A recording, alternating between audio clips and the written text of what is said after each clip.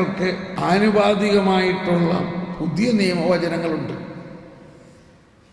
ഈശോയുടെ കണ്ണിലൂടെ മനസ്സിലാക്കണം. അപ്പോഴാണ് നമ്മുടെ വിശ്വാസം വർദ്ധിക്കുകയുള്ളൂ. പഴയ നിയമം മതിയായിരുന്നുവെങ്കിൽ പിന്നെ പുതിയ നിയമം വരേണ്ട ആവശ്യം ഉണ്ടായിരുന്നു. സിമ്പിൾ കാര്യം. അത് പറയുന്നുണ്ട്. പഴയ നിയമത്തിൽ കുറവുകൾ ഉണ്ടായിരുന്നത് കൊണ്ടല്ലേ പുതിയതൊന്ന് വന്നത്. പഴയ നിയമം വേണം. അതിൻ്റെ അർത്ഥത്തിൽ മനസ്സിലാക്കണം. അതിനേക്കാൾ ഉന്നതമായ പുതിയത് വന്നിരിക്കുന്നു. അതുകൊണ്ടാണ് ഈശോ പറഞ്ഞത് സോളമൻ.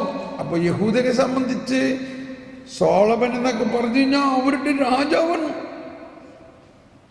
ഇത്രയും വലിയ ജ്ഞാനി വേറെ ഇല്ല. പറയാണ് നീ സോളമൻ പറഞ്ഞിട്ട് നടന്നുകൊണ്ടൊന്നും കാര്യമില്ല. ഇതാ ഇവിടെ സോളമനേക്കാൾ വലിയവൻ എന്ന് പറഞ്ഞെല്ലാവരും. ഇതാ ഇവിടെ സോളമനേക്കാൾ വലിയവൻ. അതാരാ? കർത്താവ് ഈശോ മിശിഹ. ആ ഈശോ മിശിഹായുടെ ആത്മാവ് നമ്മളിൽ വസിക്കുന്നു. ആ ഈശോ മിശിഹായുടെ ആത്മാവിൽ സ്നാനപ്പെട്ടവരാണ് നമ്മൾ. ജ്ഞാനസ്നാനമാണ് നമുക്ക് ലഭിച്ചിരിക്കുന്നത്. ആ ജ്ഞാനത്തിന്റെ പെട്ടി എന്തുകൊണ്ട് നമ്മൾ തുറക്കുന്നില്ല? സ്നേഹമുള്ളവരെ, ആ ജ്ഞാനത്തിന്റെ പെട്ടി തുറക്കുമ്പോൾ നമ്മുടെ ഉള്ളിൽ ഈ ജ്ഞാനികൾ പൂജരാജാക്കന്മാരെക്കാളും വലിയ അനുഭവമായിരിക്കും നമുക്കുണ്ടാകാം. ജ്ഞാനസ്നാനമാണ് ലഭിച്ചിരിക്കുന്നത്. അപ്പോൾ ഈ വ്യക്തിപരമായ പ്രാർത്ഥനയിലെ മറ്റൊരു ഘടകം ഇതാണ്. ജ്ഞാനം, അറിവ്, വിവേകം, ബുദ്ധി, ആലോചന, ആത്മധൈര്യം, ദൈവഭക്തി, ദൈവഭയം, ഇവയ്ക്ക് വേണ്ടി പ്രാർത്ഥിക്കണം. നമ്മൾക്കൊരു പ്രശ്നമുണ്ടെങ്കിൽ ആ പ്രശ്നത്തിന് പരിഹാരം ദൈവം മുൻകൂട്ടി കണ്ടുവച്ചിട്ടുണ്ട്.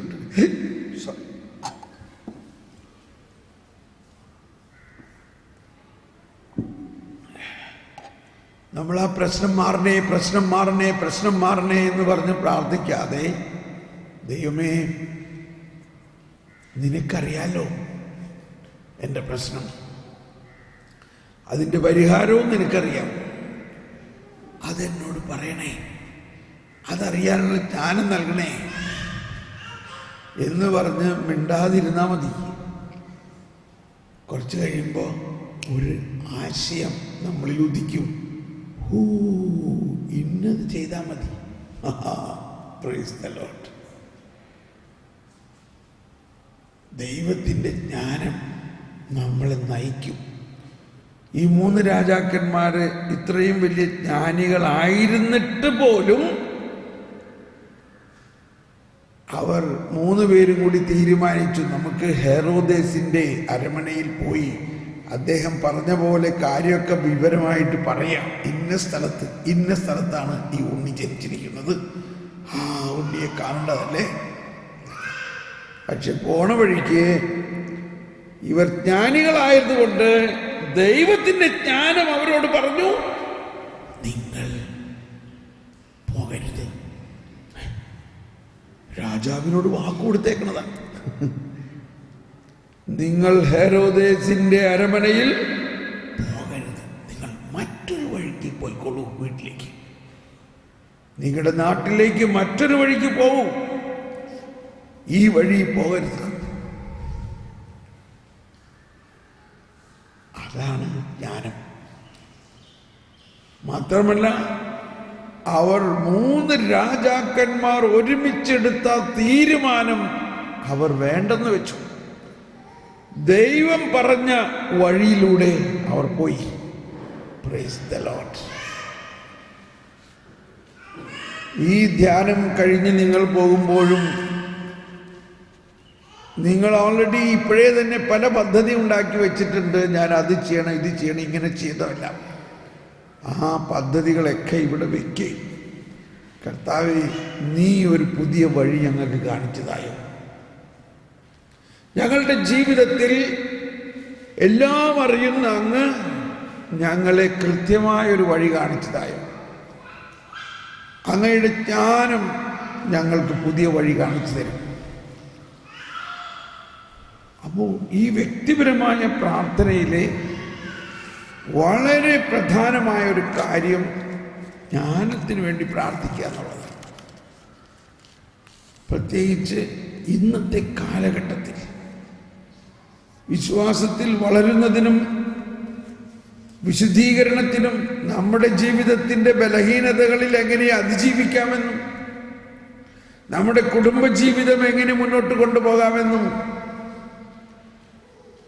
ജ്ഞാനമാണ് വേണ്ടത്. ഇന്നലെ ഇങ്ങോട്ടേക്ക് വരുന്ന വഴിക്ക് മറ്റൊരു സംഭവം ഉണ്ടായത്. എന്നെ ഒരു സഹോദരി ഫോറിനിൽ നിന്ന് വിളിച്ചു. അവർക്ക് ചില പ്രശ്നങ്ങളുണ്ട്, അതിനുവേണ്ടി പ്രാർത്ഥിക്കാൻ. അപ്പം ഞാൻ ചോദിച്ചു, എന്താ നിൻ്റെ പ്രശ്നം? അവളൊരു ജോലിയൊക്കെ ചെയ്യുന്നുണ്ട്, അവൾ ഉയർന്ന നിലയിൽ പഠിക്കാൻ തീരുമാനിച്ചു, PhD ഡോക്ടറേറ്റ് എടുക്കാൻ തീരുമാനിച്ചിട്ട് എന്ത് ചെയ്തിട്ടും പഠിച്ചിട്ട് അവൾക്കൊന്നും മനസ്സിലാവുന്നില്ല. ഞാൻ ചോദിച്ചു, നിനക്ക് എത്ര വയസ്സായി? അപ്പോൾ 34 വയസ്സായി. നിനക്ക് എത്ര കുട്ടികളുണ്ട്? ഒരു കുട്ടിയുണ്ട്. നിനക്ക് ഒരു കുട്ടി എത്ര വയസ്സായി? 9 വയസ്സായി. 9 വയസ്സായിട്ട് പിന്നെ നിനക്ക് കുട്ടികളൊന്നും ഉണ്ടായിട്ടില്ലേ? ഈ പഠിത്തമൊക്കെ കഴിഞ്ഞ് നന്നായിട്ടുണ്ടാകാമെന്ന് വിചാരിച്ചിട്ടാണ്. എൻ്റെ മോളെ, കർത്താവ് നിന്നെ വിവാഹം കഴിപ്പിച്ചത് എന്തിനാ? മാത്തമാറ്റിക്സ് പഠിച്ച് വലിയൊരു മാത്തമാറ്റീഷ്യൻ ആകാൻ വേണ്ടിയല്ല. കർത്താവിൻ്റെ ഛായയിൽ വിശുദ്ധരായ മക്കളെ സൃഷ്ടിക്കണം. ഇവിടെ കണ്ടോ, നമ്മുടെ ടെറി 6 കുട്ടികളാണ്. ഒരു കാർപ്പൻ്ററാണ് ടെറി. ഭാര്യയ്ക്ക് കേൾക്കാനും സംസാരിക്കാനും കഴിയില്ല.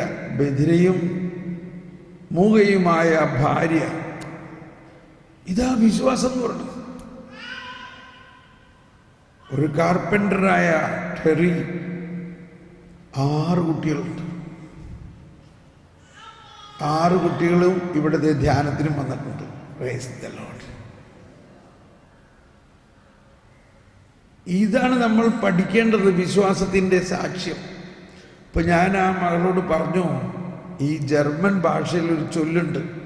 ജർമ്മൻ ഭാഷയിലുള്ള ചൊല്ലിങ്ങനെയാണ്: ആദ്യം മുയൽ വരും, പിന്നെ പുല്ല് വരും.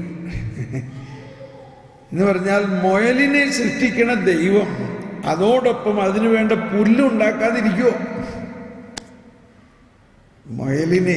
അപ്പം നമ്മൾ ഒരുപാട് മാത്തമാറ്റിക്സ് ഒക്കെ പഠിച്ചേക്കണം. നമ്മുടെ മാത്തമാറ്റിക്സ് എന്താ? ഞാൻ ആദ്യം എല്ലാം റെഡിയാക്കി കഴിഞ്ഞിട്ട് ദൈവത്തിനോട് പറയണം കുഞ്ഞിനെ തരാൻ. ഏതാണ്ട് ദൈവം ഒരു മണ്ടൻ്റെ മാതിരിയാണ്. നമ്മളെല്ലാം ഉണ്ടാക്കി കഴിഞ്ഞിട്ട് ദൈവത്തിനോട് കുഞ്ഞിനെ ചോദിക്കാൻ.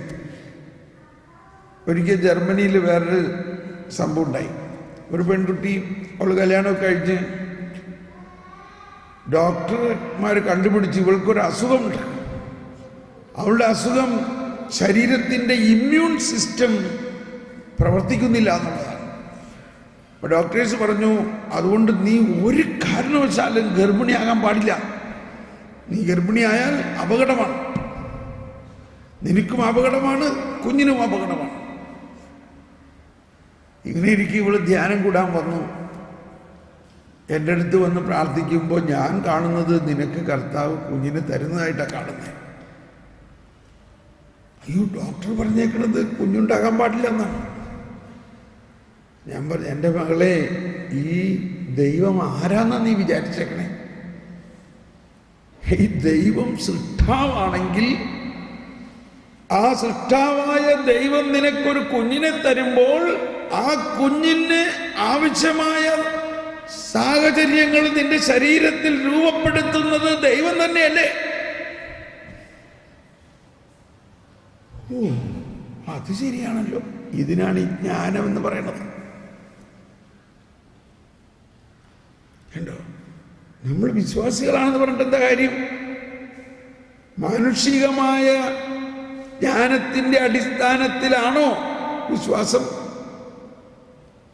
അതോ ദൈവിക ജ്ഞാനത്തിന്റെ അടിസ്ഥാനത്തിലാണോ? അപ്പോ അവൾക്ക് ഭയങ്കര ചിരി വന്നു. ചിരിച്ചത് അവൾ പറയാൻ, ഞാൻ ഇത്ര ജ്ഞാനമില്ലാതെ ഇത്ര മണ്ടിയാണല്ലോ. ദൈവം എൻ്റെ ഉള്ളിലുള്ളപ്പോ ആ ദൈവം എന്നെ ഒരു കുഞ്ഞിനെ സൃഷ്ടിക്കാമെങ്കിൽ അതിനാവശ്യമായിട്ടുള്ളത് എൻ്റെ ശരീരത്തിൽ ദൈവം ഉണ്ടാക്കാതിരിക്കും. Praise the Lord. അവര് ഗർഭിണിയായവൾ, ശ്രദ്ധിക്കണേ, ഗർഭിണിയായ അന്ന് മുതൽ അവളുടെ ശരീരത്തിൻ്റെ ഇമ്മ്യൂൺ സിസ്റ്റം കറക്റ്റായി, ഇമ്മ്യൂൺ സിസ്റ്റം മാറി, പൂർണ്ണ ആരോഗ്യമായി. ഡോക്ടേഴ്സിനെല്ലാം അത്ഭുതം, എങ്ങനെ സംഭവിക്കണു? എന്തുകൊണ്ട് സംഭവിക്കണു? ദൈവം സൃഷ്ടാവാണ്. ആ സൃഷ്ടാവായ ദൈവം ദൈവത്തിന്റെ ഛായയിൽ ഒരു കുഞ്ഞിനെ അവളുടെ ഗർഭത്തിൽ സൃഷ്ടിക്കുമ്പോൾ അതിനാവശ്യമായതെല്ലാം ആ ശരീരത്തിൽ ദൈവം നടത്തും. നമ്മളിപ്പോഴും ഒരു ഗർഭിണി എന്ന് പറഞ്ഞാൽ അതാണ്ട് വലിയൊരു രോഗം പിടിച്ച മാതിരിയാ ആശുപത്രിയിൽ പോണത്. ഗർഭം എന്ന് പറഞ്ഞ രോഗമല്ല. മീൻകറി വെച്ച് കഴിഞ്ഞിട്ട് അതിൻ്റെ ഇടയ്ക്കിടയ്ക്ക് പോയി തോണ്ടി നോക്കിക്കഴിഞ്ഞാൽ അതിൻ്റെ ടേസ്റ്റ് ഉണ്ടാവുമോ? മനസ്സിലാവും. എന്നിട്ട് ഓരോ മാസവും പോയി സ്കാനിങ് നടത്തിയാൽ, ഓ അത് ശരിയാവില്ല, അത് ശരിയല്ല, അത് ശരിയല്ല. ഇതെല്ലാം ശരിയാവും. എപ്പോൾ ശരിയാവും? 10 മാസം കഴിയുമ്പോൾ എല്ലാം ശരിയാവും.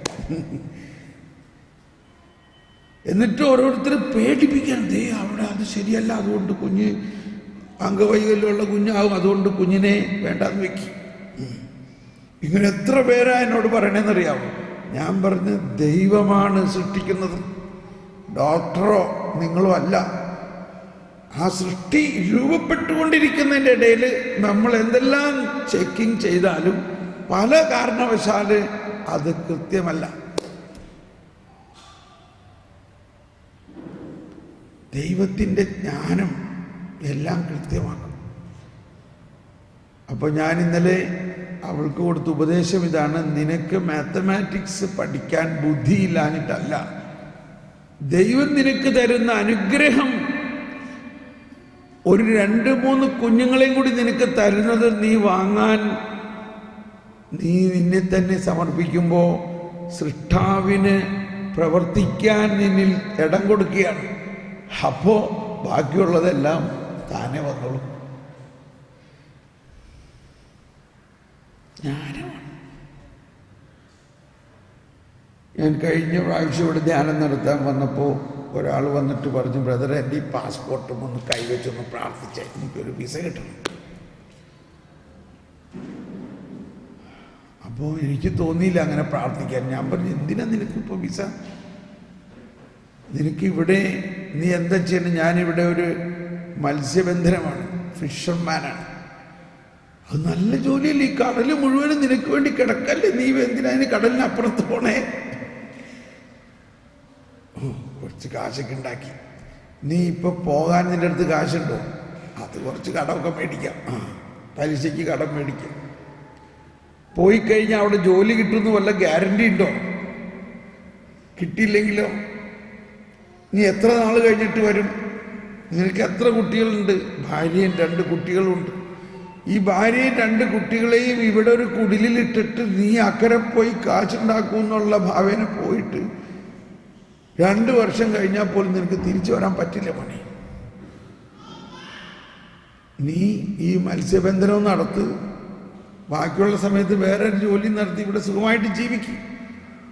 നീ ഒരു ചെറ്റക്കുടിൽ കിടന്നാലും നിന്റെ ഭാര്യയും പിള്ളേരുടെയും കൂടെ കിടക്കുന്നീ.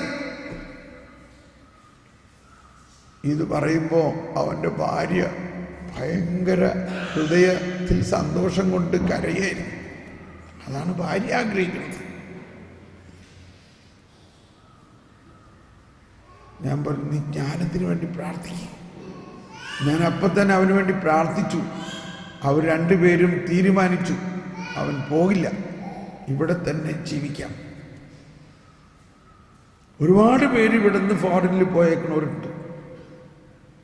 ഇവിടെ വരുത്തി വെച്ച കടത്തിൻ്റെ പലിശ പോലും കൊടുക്കാൻ പറ്റാത്ത ജപ്തിയും പ്രശ്നങ്ങളും. ഇതൊക്കെ എന്തുകൊണ്ടുണ്ടാവണു? ജ്ഞാനം ജ്ഞാനത്തിന് വേണ്ടി നമ്മൾ പ്രാർത്ഥിക്കാത്തതുകൊണ്ടാണ്. സാമ്പത്തിക പ്രശ്നങ്ങൾ ഉണ്ടാകുന്നത് ജ്ഞാനത്തിൻ്റെ കുറവുകൊണ്ടാണ്. സിമ്പിൾ. നമുക്ക് കിട്ടുന്നതിൽ കൂടുതൽ ചെലവാക്കിയാൽ സാമ്പത്തിക പ്രശ്നം ഉണ്ടാവില്ല. എന്താ സാമ്പത്തിക പ്രശ്നം? നമ്മൾക്ക് കിട്ടുന്നതിൽ കൂടുതൽ ചെലവാക്കുമ്പോൾ. അപ്പോൾ ഇതെല്ലാത്തിൻ്റെയും കാരണം അടിസ്ഥാനപരമായ വിശ്വാസത്തിൻ്റെ അടിസ്ഥാനപരമായ ഒരു കാര്യം നമ്മൾക്ക് ജ്ഞാനസ്നാനമാണ് കിട്ടിയിരിക്കുന്നതെങ്കിലും ആ ജ്ഞാനം നമ്മൾ ഉപയോഗിക്കാതെ മാനുഷികമായ ലൗകികമായ ഒരു ജ്ഞാനത്തിൻ്റെ അടിസ്ഥാനത്തിൽ നമ്മൾ നീങ്ങുന്നു. ഇനി ഇങ്ങനെ നമ്മൾ നീങ്ങുന്നത് കൊണ്ട് നമ്മുടെ ലക്ഷ്യം മുഴുവനും അവിടെ പോകണം, കാശുണ്ടാക്കണം, കാശ് പെരുകണം, കാശിങ്ങനെ മൾട്ടിപ്ലൈ ചെയ്യണം, ഇതാണ് ചിന്തയെങ്കിൽ ദൈവത്തിൻ്റെ വെളിപ്പെടുത്തൽ എങ്ങനെ കിട്ടും? ദൈവത്തിൻ്റെ വെളിപ്പെടുത്തൽ കിട്ടിയാലല്ലേ മനസ്സിലാവുള്ളൂ. അപ്പൊ ഇങ്ങനെ ഭൗതികമായ ലക്ഷ്യത്തെ വെച്ച് നീങ്ങുമ്പോൾ ദൈവത്തിൻ്റെ വെളിപ്പെടുത്തൽ കിട്ടില്ല. ആരാണ് ഈ ദൈവം? ദൈവം നമുക്ക് വേണ്ടി എന്ത് ചെയ്തു, എന്ത് ചെയ്യും, എന്താണ് നമ്മുടെ ജീവിതത്തിൻ്റെ ലക്ഷ്യം? ഇതൊന്നും ദൈവീക വെളിപ്പെടുത്തലിൻ്റെ അടിസ്ഥാനത്തിൽ പോകുന്നില്ല.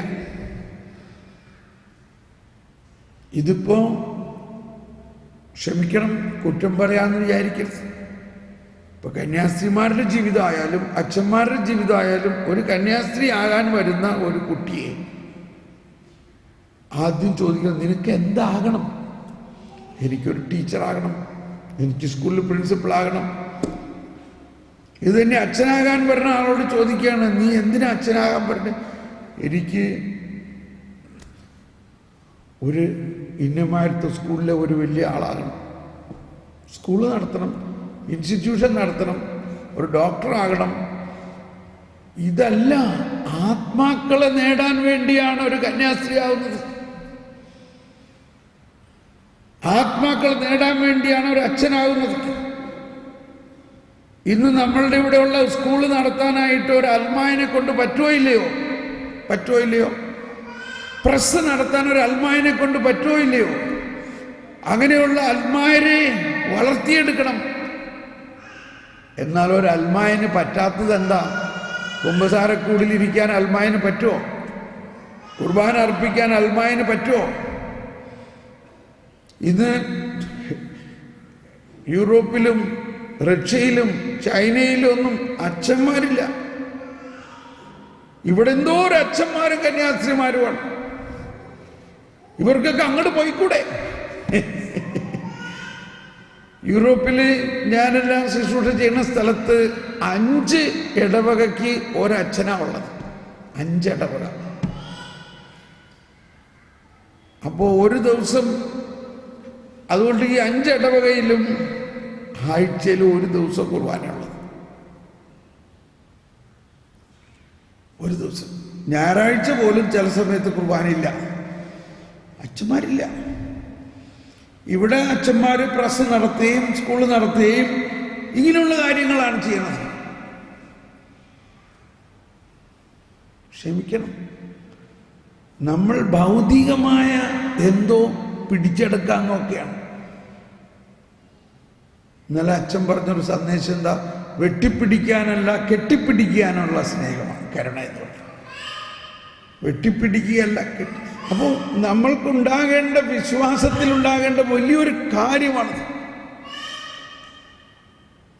ഈ കേരളം കത്തോലിക്ക വിശ്വാസം വന്നിട്ട് 2000 വർഷമായിട്ടും ഇന്നും നമ്മൾക്ക് ഈ വിശ്വാസത്തിൻ്റെ രഹസ്യം മനസ്സിലായിട്ടില്ല. യേശുക്രിസ്തു വന്നിരിക്കുന്നത് ഈ എഡ്യൂക്കേഷൻ സ്ഥാപനങ്ങളും വലിയ വലിയ ഇൻസ്റ്റിറ്റ്യൂഷനുകളൊക്കെ ഉണ്ടാക്കാനാണെന്നാണ്. എവിടെയാ ബൈബിളിൽ ഒരു വാക്കെങ്കിലും പറഞ്ഞ് കാണിച്ചു? ബൈബിളിലോ കാറ്റഗിസത്തിലോ എവിടെയെങ്കിലും ഒരു വാക്ക് അതിനെ സ്ഥാപിക്കുന്നുണ്ടോ? അതിലൂടെ എന്ത് സംഭവിക്കുന്നു? നമ്മൾ ഈ ഇൻസ്റ്റിറ്റ്യൂഷനുകളെല്ലാം കോൺസെൻട്രേറ്റ് ചെയ്ത് അതിൽ ആളുകളെ പഠിപ്പിച്ച് വലുതാക്കി കഴിഞ്ഞതോടുകൂടി അവർ വലിയ കാശുകാരായി. ഇനി അവർക്ക് പള്ളി വേണോ, വിശ്വാസം വേണോ? കാശുണ്ടാക്കണ വിദ്യ മാത്രമേ നമ്മളവരെ പഠിപ്പിക്കുന്നുള്ളൂ. എന്നാൽ കർത്താവ് പറഞ്ഞിരിക്കുന്നത് മനുഷ്യൻ, എല്ലാവരും ഒന്ന് ഏറ്റു പറഞ്ഞേ, മനുഷ്യൻ അപ്പം കൊണ്ട് മാത്രമല്ല ദൈവത്തിൻ്റെ അധരത്തിൽ നിന്ന് വരുന്ന വചനം കൊണ്ടാണ് ജീവിക്കുന്നത്. നശ്വരമായ അപ്പത്തിന് വേണ്ടി അധ്വാനിക്കാതെ അനശ്വരമായ അപ്പത്തിന് വേണ്ടി അധ്വാനിക്കുക. നിന്റെ ഭാവിയെക്കുറിച്ച് നീ ചിന്തിക്കണ്ട. ആകാശത്തിലെ പക്ഷികളെ നോക്കുവിൻ, അവ വിതയ്ക്കുന്നില്ല, കൊയ്യുന്നില്ല, കളപ്പുരയിൽ ശേഖരിക്കുന്നുമില്ല, എന്നാൽ എൻ്റെ സ്വർഗസ്ഥനായ പിതാവ് അവരെ തീറ്റിപ്പോറ്റുന്നു. നിങ്ങൾ അവയേക്കാൾ ശ്രേഷ്ഠരാണോ? പക്ഷെ നമ്മളെ പഠിപ്പിച്ചിരിക്കുന്നത് നേരെ വിപരീതമാണ്. ഈ 2000 വർഷമായ കത്തോലിക്ക സഭയിലെ നമ്മളാണ്, വിശ്വാസികളാണ് സഭ എന്ന് പറയുന്നത്. മെത്രാനോ അച്ഛനോ അല്ല സഭ. പ്രധാനമായിട്ട് എന്താണ് സഭ? വിശ്വാസികളുടെ സമൂഹമാണ്. നമ്മൾക്ക് ഈ ബോധ്യമുണ്ടാകണം, മനുഷ്യൻ അപ്പം കൊണ്ടല്ല ജീവിക്കേണ്ടത്, ദൈവത്തിൻ്റെ വചനം കൊണ്ടാണ്. അതിനുദാഹരണമാണ് വീണ്ടും നമ്മുടെ കൂട്ടത്തിൽ തന്നെയുണ്ട് ഉദാഹരണങ്ങൾ. ദൈവത്തിൻ്റെ വചനം. ഞാൻ 25 വർഷമായിട്ട് വേറെ ഒരു ജോലിയും ചെയ്യാതെ, എനിക്കുണ്ടായിരുന്ന ജോലി വിട്ട് കർത്താവിൻ്റെ വേലയിൽ ഇറങ്ങി വചനവുമായിട്ട് ജീവിക്കുന്നു. എനിക്കൊരു സ്റ്റൈഫൻഡ് ഇല്ല, ഒരു പോക്കറ്റ് മണി ആരും പ്രോമിസ് ചെയ്തിട്ടില്ല, ഒരു മാസ ശമ്പളം എങ്ങൊന്നും എനിക്ക് കിട്ടുന്നില്ല.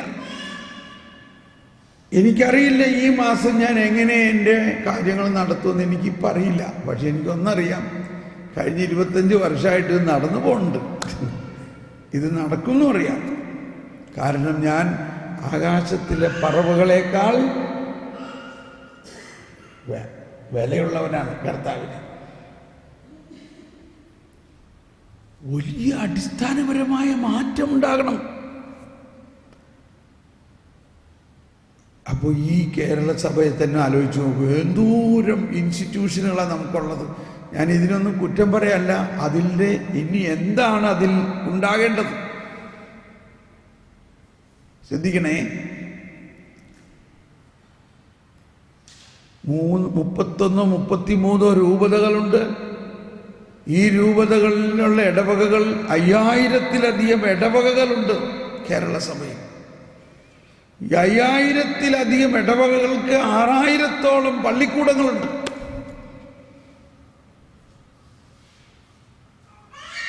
കോളേജുകളുണ്ട്, ട്രെയിനിങ് കോളേജുകളുണ്ട്, ഡിഗ്രി കോളേജുകളുണ്ട്, എഞ്ചിനീയറിംഗ് കോളേജുകളുണ്ട്, മാനേജ്മെന്റ് കോളേജുകളുണ്ട്, മെഡിക്കൽ കോളേജുകളുണ്ട്. പക്ഷേ ഒറ്റ ബൈബിൾ കോളേജ് പോലും ഇല്ല. ഈ ബൈബിൾ കോളേജ് ഉണ്ടാക്കാൻ സ്ഥലമില്ലാഞ്ഞിട്ടാണോ? കാശില്ലാഞ്ഞിട്ടാണോ? അത് നടത്താനുള്ള വൈദികരും സിസ്റ്റേഴ്സും ഇല്ലാഞ്ഞിട്ടാണോ? ഇതെല്ലാം ഉണ്ട് നമുക്ക്, പക്ഷേ ഒന്നുമില്ല നമുക്ക് കുറേ ബിൽഡിങ്ങും അതിൽ നിന്നുണ്ടാകണ കാശും അതിൽ നിന്നുണ്ടാകണ ജ്ഞാനവും മാത്രമേ. ദൈവത്തിൻ്റെ വചനത്തിൽ നിന്നുണ്ടാകുന്ന ജ്ഞാനമാണ് ഇനി വേണ്ടത്. നമ്മൾ ഓരോ പള്ളിക്കൂടത്തിലും എന്തുകൊണ്ട് 1 മണിക്കൂറെങ്കിലും ബൈബിൾ പഠിപ്പിച്ചൂടാ? ശനിയാഴ്ച വൈകുന്നേരത്തെങ്കിലും 1 മണിക്കൂർ ബൈബിൾ ക്ലാസ്. ഒരുപക്ഷെ അതിലേക്ക് നമ്മൾ വരണം. നമ്മൾ ദൈവത്തെക്കുറിച്ച് അറിയുമ്പോൾ മാത്രമേ നമ്മുടെ വിശ്വാസം വളരെയുള്ളൂ. സ്നേഹമുള്ളവരെ, അതാണ് ജ്ഞാനത്തിന് വേണ്ടി പറഞ്ഞതിൻ്റെ ഒരു ഉദാഹരണമാണ്. ഞാൻ കഴിഞ്ഞ 25 വർഷമായിട്ട് ബൈബിളും കാറ്റക്കിസവും വീട്ടിലിരുന്ന് തന്നെ പഠിക്കുന്നു. അങ്ങനെ പഠിക്കാൻ തുടങ്ങിയപ്പോഴാണ് എനിക്ക് വലിയ കാര്യങ്ങൾ മനസ്സിലാകാൻ തുടങ്ങിയത്. നമ്മൾ വിശ്വസിക്കുന്ന മാതിരിയൊന്നും അല്ല കാര്യത്തിൻ്റെ കിടപ്പ്. നമ്മളോട് ചെറുപ്പം പോലെ പറഞ്ഞിരുന്നു, നീ പാപം ചെയ്യുകയാണെങ്കിൽ നരകത്തിൽ പോവും, നീ നന്മ ചെയ്യുകയാണെങ്കിൽ സ്വർഗത്തിൽ പോവും. അതല്ല ബൈബിളിൻ്റെ പ്രമേയം. ഞാൻ എത്ര വലിയ പാപം ചെയ്താലും എൻ്റെ പാപത്തെ തുടച്ചു മാറ്റി എന്നെ വിശുദ്ധീകരിച്ച് സ്വർഗത്തിലേക്ക് കൊണ്ടുപോകുന്ന കർത്താവ് എൻ്റെ കൂടെ ഉണ്ടെന്ന് എന്ന് വിചാരിച്ച് ഞാൻ പാപം ചെയ്യാനുള്ള ലൈസൻസ് അല്ല. സത്യം അറിയണം. ദൈവം ആണ് വലുത്.